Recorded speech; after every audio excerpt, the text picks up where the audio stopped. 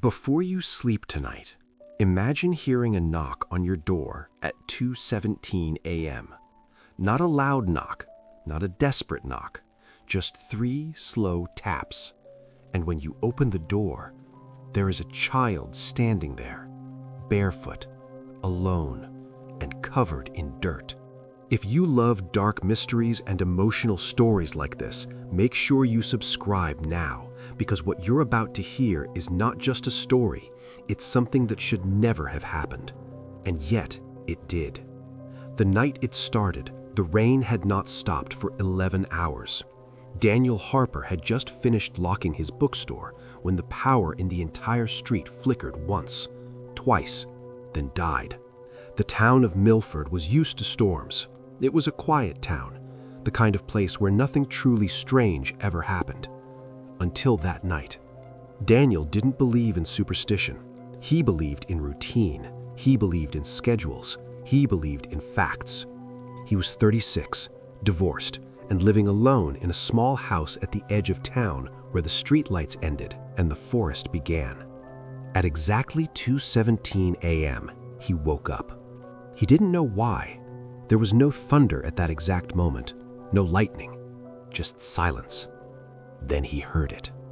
Tap, tap, tap. 3 slow knocks. He stared at his bedroom door for a full 10 seconds, convincing himself it was the storm shifting the house frame. Then it came again. Tap, tap, tap. Not from inside, from the front door. His heart rate changed instantly. No one in Milford knocked on doors at 2 a.m. He walked slowly down the hallway. The power was still out. The only light came from faint lightning flashing outside the curtains. The knocking didn't repeat, but he knew someone was there. He reached the door and hesitated. Something inside him said, "Don't open it." But another voice, the rational one, said, "What if someone needs help?" He unlocked it, slowly opened it, and that was when he saw the boy. He couldn't have been older than 8, thin, barefoot, clothes soaked in mud, hair dripping with rainwater. And his eyes were not crying, they were not scared, they were just empty. Daniel crouched down immediately. Hey, are you okay? Where are your parents?" The boy didn't answer. He didn't blink. He just looked past Daniel into the dark hallway of the house. Daniel felt a strange cold move through him. "Did you get lost?" Nothing. The rain began falling harder behind the child, as if trying to erase him from the doorway. "Come inside," Daniel finally said. And that was the moment everything changed, because the second the boy stepped inside the house, the rain stopped completely. No thunder, no wind, just silence. Daniel slowly closed the door behind him. He didn't notice one detail. There were no footprints on the wet porch, not a single one. The boy sat at the kitchen table while Daniel brought a towel. Up close, he could see the child was pale, not sick pale, not scared pale, just unusually colorless, like he had not seen sunlight in years. "What's your name?" Daniel asked gently. The boy finally spoke, and his voice was calm. "Elias." Just that. "Okay, Elias, do you know your address?" Elias looked toward the hallway again, then toward the window, then back at Daniel. "I wasn't supposed to come here." Daniel froze. "What do you mean?" "They told me to stay quiet." "Who told you?" Elias didn't answer. Instead, he looked at the bookshelf behind Daniel. "You have the same one." Daniel's stomach tightened. "The same what?" "The red book with no title." Daniel turned slowly toward the bookshelf. On the second shelf from the top, there was a red hardcover book. No title, no author. It had been in the store donation pile 6 months ago. No one claimed it. No publication year, no ISBN. He kept it because it felt old. And now an 8-year-old was staring at it like he recognized it. "How do you know that book?" Daniel asked carefully. Elias tilted his head slightly. "It's not finished."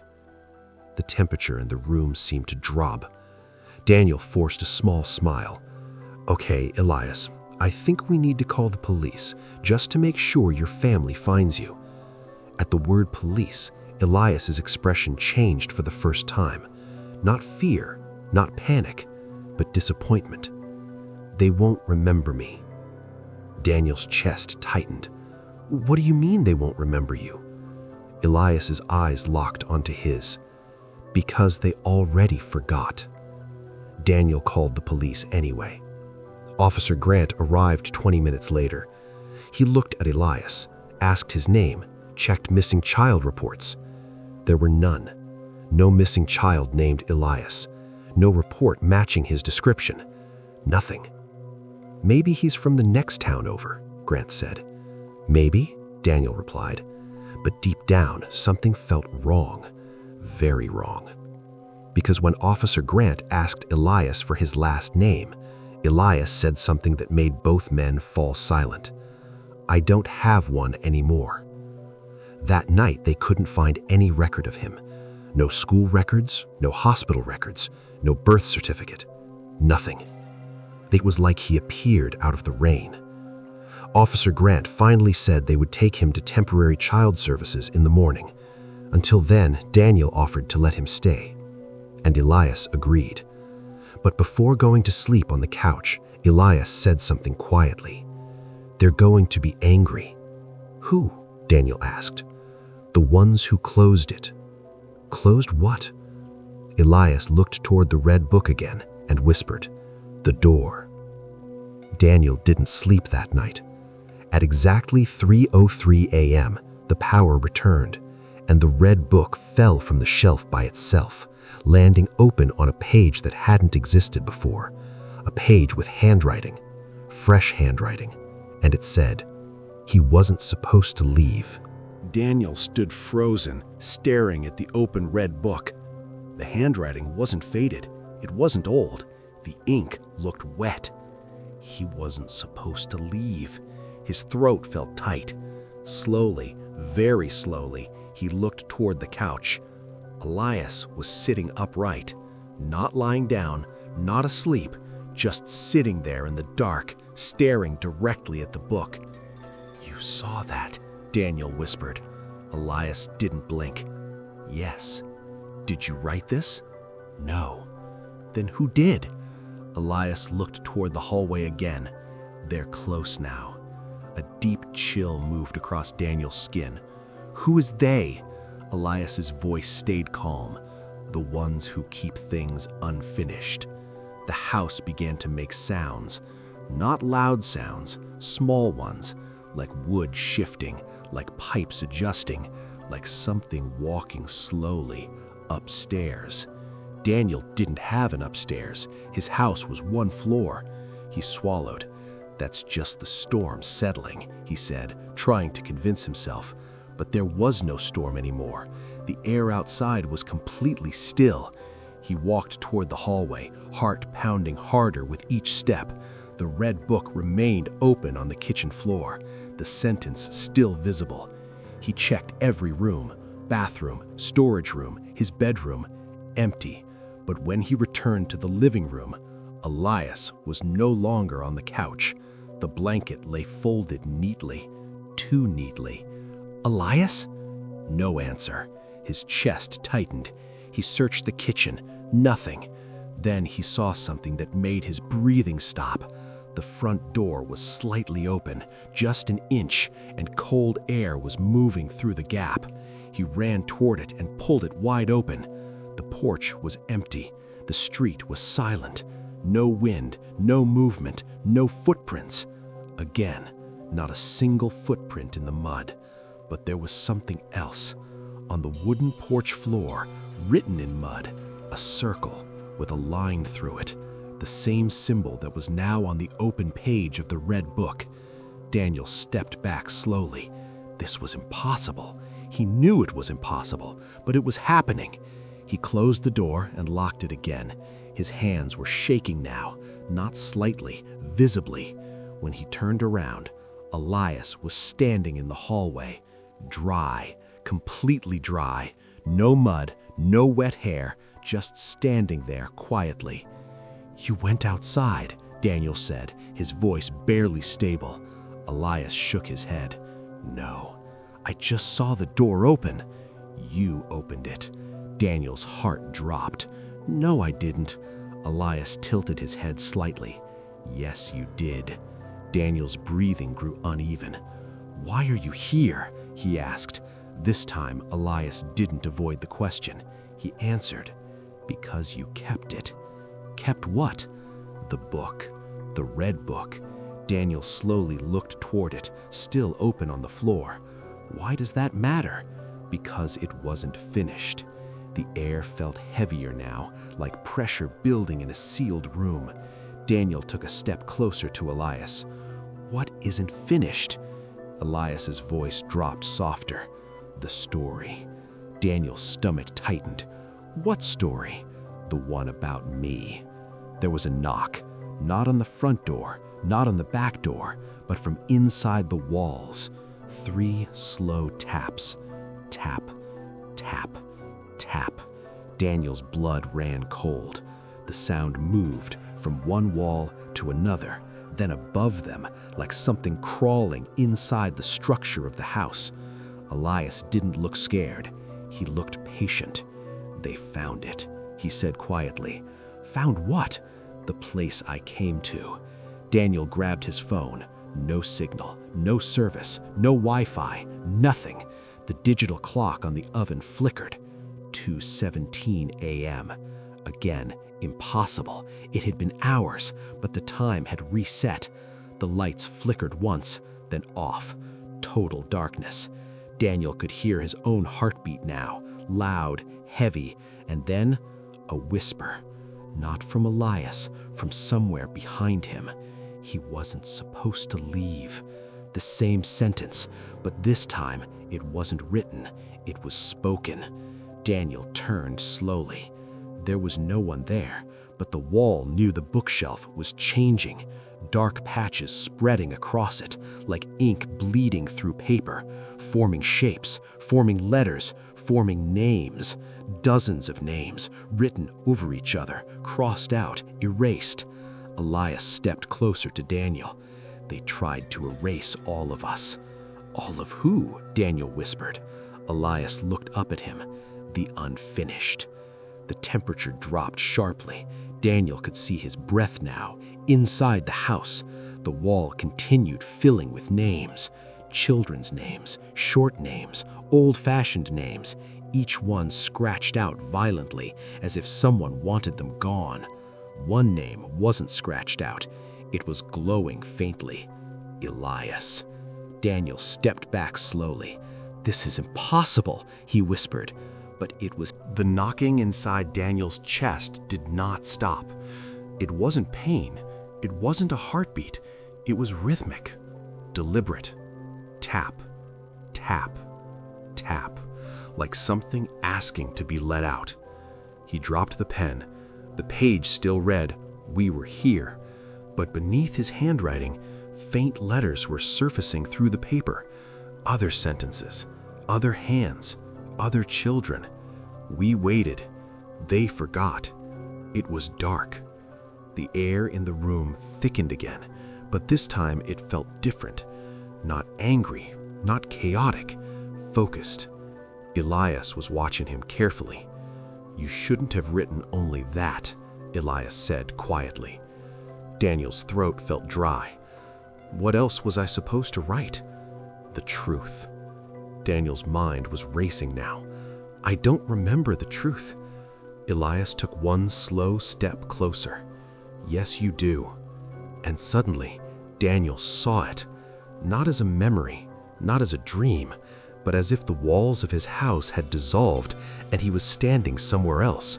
Stone floor, cold, wet, a basement, candles placed in a perfect circle, children sitting cross-legged, silent, eyes forward, waiting.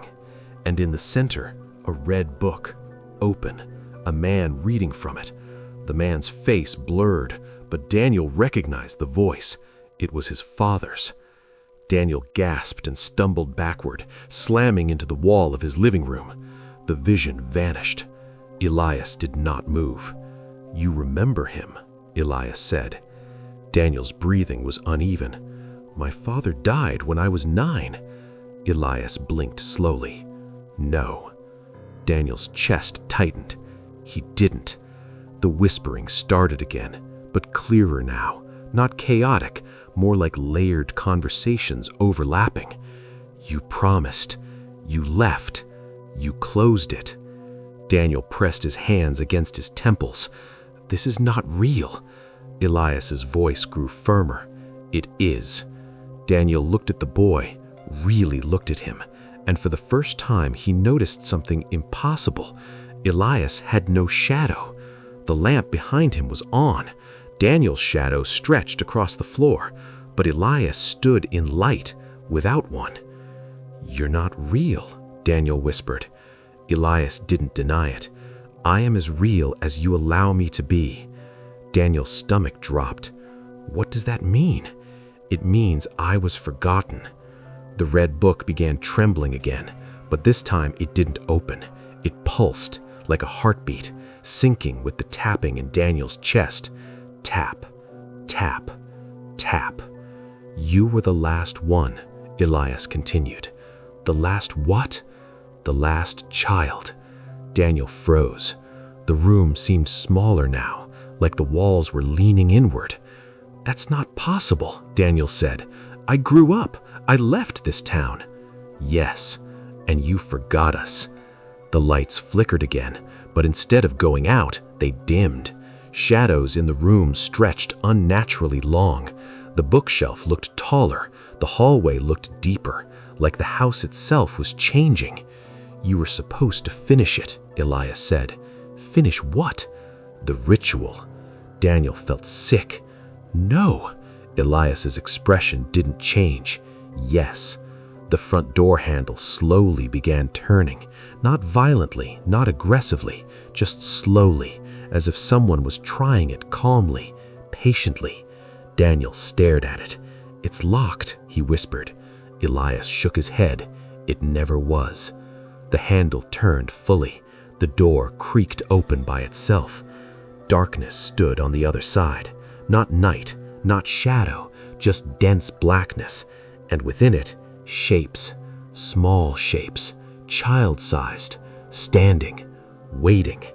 Daniel's breathing became shallow. "What are they?" he whispered. Elias answered softly. "They never left." The shapes at the door did not enter. They stood at the doorway, silent, expecting something. The red book flipped open again, the blank page still there. The pen rolled towards Daniel's foot once more. "Finish it," Elias said. Daniel shook his head. "No." "Then they stay unfinished." The shapes at the door began whispering in unison, not loudly, but enough. Cold, dark, long time. Daniel's eyes filled with tears he didn't understand. He didn't remember them. He didn't remember any of this, but something inside him knew it was true. "What was the ritual?" he asked weakly. Elias tilted his head. "It wasn't to trap us." "Then what was it?" "It was to hide us." Daniel's mind reeled. "Hide you from what?" Elias's eyes shifted towards the darkness outside the door. "From him." The temperature dropped instantly. The shapes outside the door flinched. The darkness moved slightly, not forward, but aware. Daniel felt it, something larger, something older, something that didn't belong to children. The red book's pages began turning rapidly, images flashing, drawings of circles, symbols, names scratched out violently, a tall figure sketched in charcoal, faceless, standing over small shapes. Daniel's heart pounded harder. "That's not my father," he whispered. Elias nodded. "No." "Then who is it?" Elias finally showed fear. "The one who writes." The lights exploded again. Total darkness. The whispering stopped. Complete silence. Daniel could no longer see Elias, no longer see the door, no longer see the book, only darkness. And then a voice, deep, not a child, not human. You opened it again. Daniel's breath caught in his throat. He could not move. You remembered. The voice echoed from everywhere, inside his head, inside his chest, inside the walls. You were supposed to forget. Daniel tried to speak. Nothing came out. The voice continued. You left them unfinished. Suddenly, a small hand grabbed Daniel's wrist. Warm, real. It was Elias. Don't listen, he whispered urgently. You were one of us. The darkness pulsed. The deep voice grew closer. And you were chosen. Daniel felt something tear open inside his mind, memories flooding violently. The basement, the circle, the book, the tall shadow watching behind the candles, his father kneeling in front of him, saying, "You'll forget. That's how you survive." Daniel screamed. The lights snapped back on. He was on the floor, the door closed. No darkness, no shapes, no voice. The red book lying still, Elias kneeling beside him, breathing, real. Daniel's breath rose and fell rapidly. You were right, he whispered hoarsely. Elias nodded slowly. You were the only one who left the circle. Daniel's hands trembled. What happens if I finish it? Elias's voice softened again. We're remembered. And him? Elias didn't answer immediately. Then he said, he can't write us anymore. The house was quiet now, too quiet. Daniel looked at the blank page again. His name was slowly appearing at the top, not written by him, but forming. Daniel Harper. And underneath it, Last Witness. Daniel felt a wave of fear unlike anything before. I don't want to be part of this. Elias's eyes filled with something new. Not emptiness, not patience, hope. You already are. The pen lifted itself, floating, waiting. The whispering had stopped completely now, as if everything was holding its breath. Daniel swallowed. And the What do I write? Elias whispered. We were never Write erased. that we were never erased. The moment the sentence The pen finished, hovered closer to the page. exhaled. The room trembled Not a slightly, sound, not not violently, wind, but like a something shift. resisting, Like like pressure something releasing. watching. Daniel air closed his warmed eyes slightly. and let The his walls hand move. stopped trembling. For one long second, nothing happened. Then the ink on the page started spreading, not bleeding, expanding. The letters stretched across the paper, duplicating, multiplying, rewriting themselves in different handwriting styles. Dozens of variations of the same sentence. Hundreds. We were never erased. We were never erased. We were never erased. The whispering returned, but softer now. Not desperate. Relieved. Daniel opened his eyes slowly. The doorway was closed. The darkness gone. The shapes gone. Only Elias stood in front of him. And this time, Elias had a shadow. Small, faint, but real. Daniel's breath caught. You're... Yes, Elias said quietly. I'm remembered. The temperature normalized. The lights steadied. The red book stopped moving. But something still felt wrong, because the name at the top of the page, Daniel Harper, had not disappeared. Instead, beneath it, new words were forming. Final entry. Daniel's pulse spiked again. What does that mean? Elias looked at him carefully. It means he noticed. The room darkened slightly at the corners. Not fully, just enough. Who noticed? Daniel asked, though he already knew. The writer. The word echoed strangely. Writer. Not monster. Not demon. Writer. Daniel felt a wave of understanding crawl slowly into his mind. This book, he whispered. Elias nodded. It doesn't trap. It records. Daniel's throat tightened. So, all of you? We were written and erased. Daniel finished. Yes. The bookshelf behind them creaked. The red book snapped shut again. But this time, it didn't move. It waited. Daniel slowly stood up. His legs felt weak. If he's the writer, Daniel said carefully, then who am I? Elias didn't hesitate. You were a character. The word hit harder than anything else had. Daniel laughed weakly. That's not possible. Elias stepped closer. Think. And Daniel did. His childhood, blurred, missing gaps, years that felt empty, memories that felt edited, conversations he couldn't fully recall, faces without detail, places without context. His father's voice repeating one sentence. You'll forget. That's how you survive. Survive what? Survive being erased. Daniel staggered slightly. That's insane, he muttered. Elias shook his head. No, it's unfinished. The lights flickered once more, but not violently, almost like a warning. The red book slowly slid across the table by itself, stopping at the edge. The cover lifted just slightly, not opening, breathing. Daniel felt something shift inside his chest again. The tapping returned. Tap, tap, tap. But it was slower now. He looked down at himself. His hands. They seemed slightly transparent, just for a second. Then solid again. He swallowed hard. What happens when the final entry is written? Elias didn't answer immediately. He looked toward the book, then back at Daniel. It closes it. The room grew colder again. Closes it how? Elias's voice lowered. By finishing you. Silence. The word hung heavy in the air. Finishing.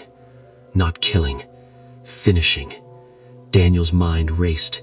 If he writes us, then we can write back. Elias's eyes widened slightly. That was new. You're thinking differently, Elias said. Daniel looked at the red book again. What if I don't let him finish it? The air shifted again, like something listening, like something aware of the conversation. The walls creaked softly. The faint outline of letters appeared on the wallpaper again, but not names, sentences, half-sentences, fragments. The boy returned, the last witness. He opened. They weren't complete. Daniel stepped closer to the wall. They're drafts, he whispered. Elias nodded slowly. He rewrites until it works. Daniel's stomach turned. How many times? Elias's voice softened. More than you remember. That sentence hit harder than anything else. How many times have I lived this? Daniel whispered. Elias didn't respond, which was worse than answering. Daniel turned toward the book. If this is a story, Daniel said slowly, then there's a rule. Elias tilted his head. What rule? Daniel swallowed. A story needs conflict. The lights flickered again, this time longer. The air pressed down heavier. The faint outline of a tall shape appeared at the end of the hallway, not fully formed, just suggested. Darkness swallowed the room the moment the words were written. The writer is afraid. The roar didn't stop. It changed. It turned into something sharper, more focused, like rage narrowing into a single point. Daniel couldn't see anything, but he could feel movement. Fast movement, the air splitting, the floor vibrating beneath his knees. Then, silence. Complete, total, oppressive silence. The lights flickered back on slowly, one by one. But something had changed. The hallway was longer, much longer. It stretched far beyond the limits of the house, farther than architecture allowed. The shadow stood at the very end now, taller, clearer, not fully solid, but defined enough to see its shape. Long arms, bent slightly backward, no face, just a smooth, dark surface where features should be. And in its chest, a faint glow, like ink swirling in liquid. Elias stood beside Daniel, breathing heavier now. "You hurt him," Elias whispered. Daniel stared at the book. The writing he had written was still there, but underneath it, new words were forming violently. "No." The letters carved themselves deep into the paper, hard enough to tear through layers. Daniel grabbed the page. "No," he repeated. The shadow moved, not walking, gliding, closer. The hallway shrank with each movement, like space itself bending around it. Daniel felt something inside his head tighten. Pressure. Memories trying to close again, trying to seal. He clenched his teeth. "No more forgetting," he whispered. The book trembled in his hands. The shadow's chest glow brightened, ink swirling faster. Daniel realized something horrifying. "That's not a heart," he said quietly. Elias shook his head. "No, it's ink. Yes." The writer wasn't flesh, wasn't bone, wasn't shadow. It was narrative, pure narrative, a force that existed only to record, to control, to revise. Daniel looked at the torn page again. "What are you?" he whispered towards the shadow. The lights flickered violently. The answer didn't come as sound. It came as text. Across the walls, across the ceiling, across the floor, sentences writing themselves in black streaks. "I am the structure. I am the draft. I am the correction." Daniel's breath slowed. "You're afraid," he said again. The shadow paused. The ink in its chest surged brighter. Daniel continued, louder now. "You're afraid because I can write too." The walls trembled. The ceiling cracked slightly. Fragments of plaster fell. Elias stepped back. "He's unstable now," Elias said. Daniel understood. Stories require control, structure, authority, and for the first time, the writer didn't have it. Daniel lifted the pen again. The shadow lunged forward instantly, but stopped halfway. Frozen, like an invisible wall held it back. Daniel realized why. The circle. The memory of the candle circle. It wasn't to trap the children. It was to contain the writer. The ritual had never been about sacrifice. It was about control. "We weren't the offering," Daniel whispered. Elias looked at him. "No, you were the anchors." Elias nodded slowly. Daniel's mind was racing now. The circle wasn't to erase you. No, it was to stop him from rewriting. The shadow pulsed violently. The hallway distorted again, walls bending inward, time flickering.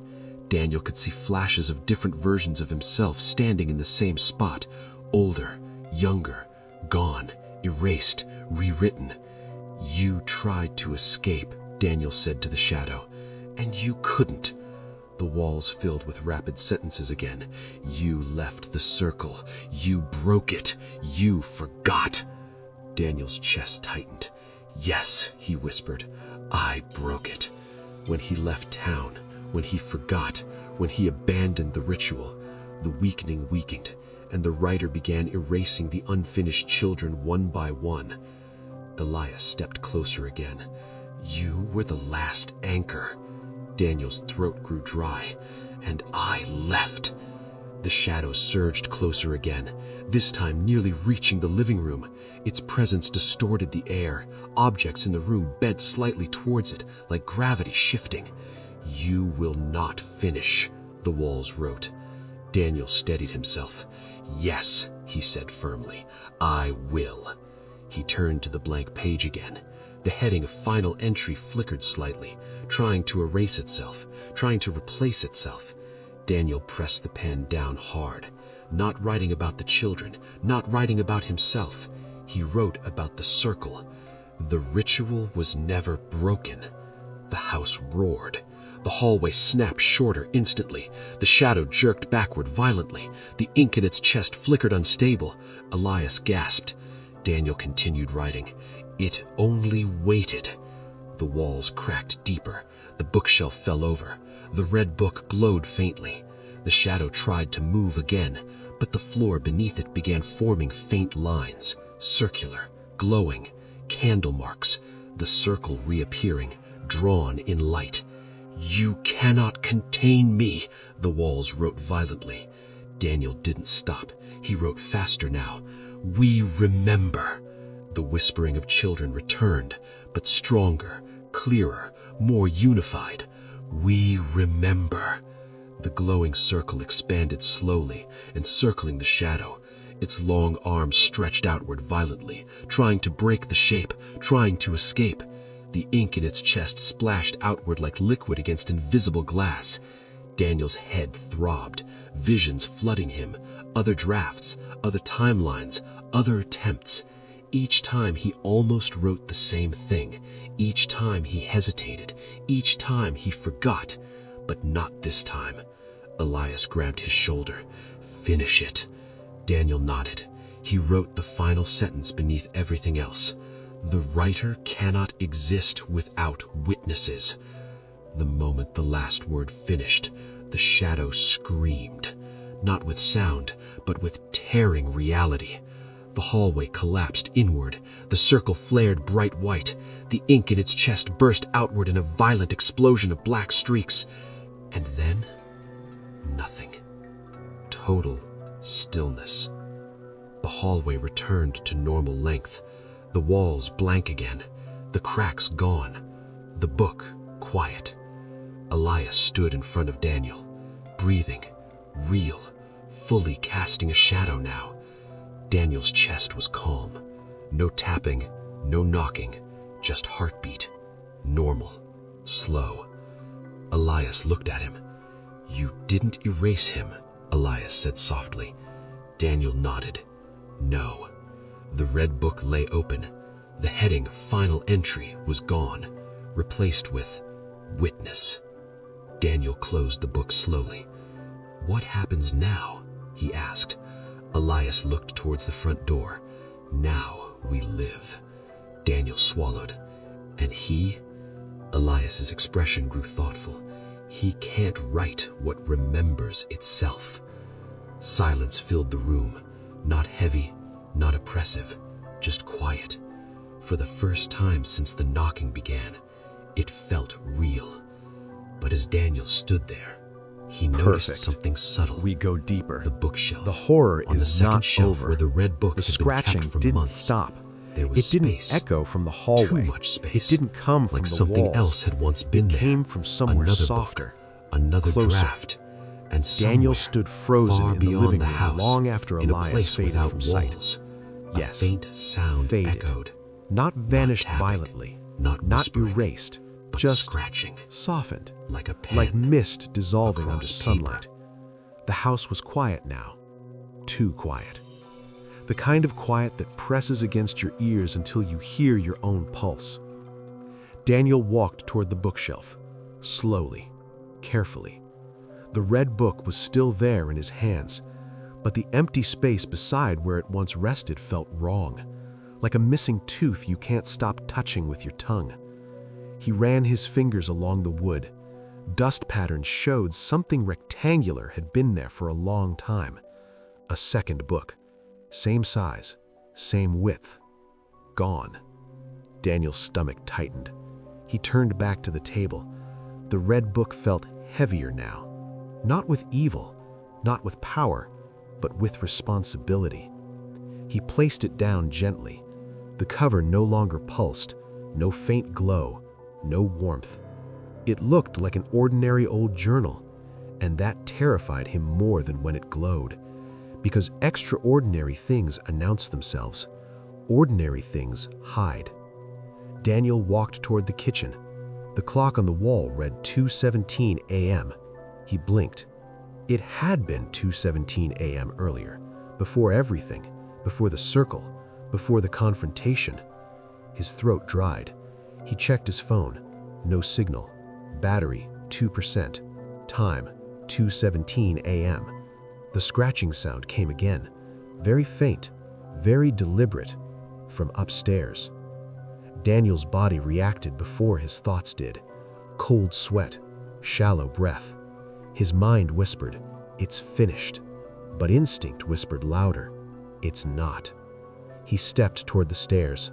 Each step creaked in a way that felt rehearsed, like the house was replaying old audio. The scratching became clearer as he climbed. Not frantic, not aggressive, measured, like someone writing carefully.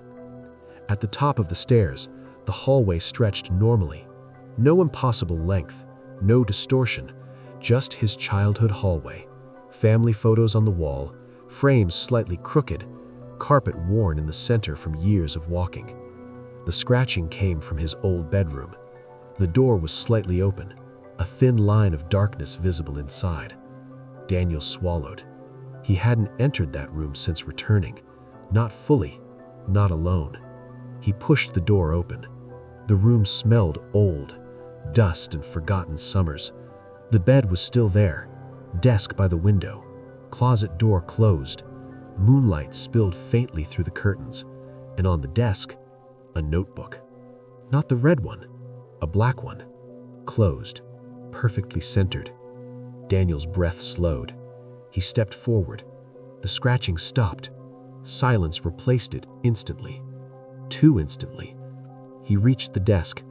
The notebook's cover was plain. No title, no marking. He touched it. Cold. He opened it slowly.